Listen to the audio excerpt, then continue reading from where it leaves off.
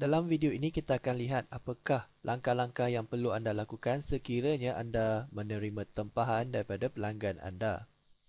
Setiap kali apabila anda menerima notifikasi daripada email yang menyatakan anda menerima tempahan, perkara pertama yang perlu anda lakukan adalah anda perlu login ke dalam sistem dan seterusnya lihat senarai tempahan yang anda terima.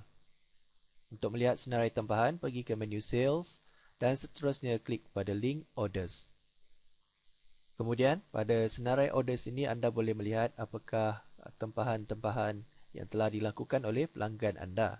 Jadi untuk mendapatkan maklumat lanjut tentang tempahan yang dibuat, anda perlu klik pada link View di bawah kolom Action ini.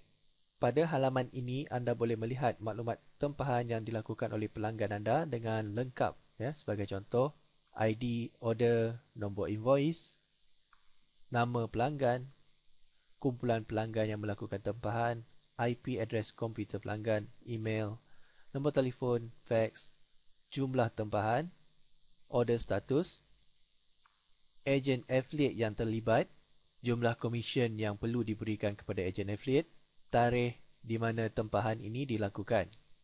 Seterusnya pada bahagian payment details ini, anda boleh melihat maklumat tentang pembayaran yang dilakukan oleh pelanggan anda. Sekiranya mereka melakukan pembayaran menggunakan kaedah manual seperti bank transfer, maka anda mungkin perlu menyemak alamat email yang anda gunakan untuk menerima bukti pembayaran yang mereka lakukan.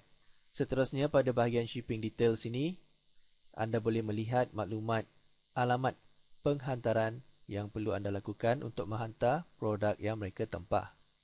Dan pada bahagian shipping method ini, anda perlu memastikan shipping method yang akan anda gunakan kelak adalah berdasarkan daripada pilihan yang dilakukan oleh pembeli.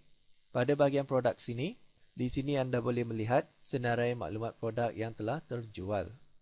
Dan seterusnya pada bahagian order history, di sini anda boleh melakukan kemaskini terhadap apakah progres tempahan yang telah dilakukan oleh pelanggan anda. Sebagai contoh, setelah anda mengesahkan maklumat pembayaran yang dikirimkan oleh pelanggan, maka pada bahagian order status ini anda perlu melakukan kemaskini terhadap status tempahan yang dilakukan oleh pelanggan anda. Sekiranya anda telah menyemak maklumat pembayaran mereka dan mendapati maklumat pembayaran tersebut adalah tepat, maka anda perlu menukar status daripada pending kepada proses ataupun processing.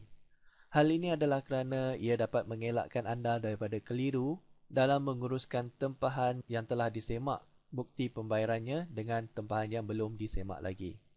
Jadi pastikan setelah anda menyemak maklumat pembayaran dan jika didapati tempahan tersebut adalah benar dan bayaran adalah tepat, maka anda boleh tetapkan statusnya sebagai processing. Dan untuk memaklumkan kepada pelanggan anda tentang status baru, anda perlu tik pada checkbox notify customer, dan jika anda mempunyai sebarang pesanan ataupun mesej yang ingin dikirimkan kepada pelanggan tersebut, maka anda boleh letakkan komen anda pada ruangan ini dan tekan pada butang add history. Dan pelanggan anda seharusnya akan menerima email seperti berikut. Email ini akan memaklumkan kepada pelanggan anda bahawa status tempahan mereka telah dikemaskini dan mereka boleh lihat status tersebut pada link yang telah dikirimkan. Dan sekiranya anda ada meletakkan komen pada ruangan update orders tadi, maka mereka juga akan dapat melihat komen anda di dalam kandungan email ini. Seterusnya, untuk setiap tempahan yang telah diproses dan jika anda telah pun menghantar produk tersebut, maka anda perlu update statusnya berdasarkan progres yang telah anda lakukan. Sebagai contoh, jika anda telah pun mengirimkan produk tersebut kepada pelanggan, maka anda perlu update status kepada ship. Jika anda menggunakan perkhidmatan penghantaran seperti pos laju, maka anda boleh menyemak status produk tersebut sama ada sudah sampai kepada pelanggan ataupun tidak. Sekiranya produk tersebut telah pun diterima oleh pelanggan anda, maka anda perlu update status yang terakhir iaitu complete.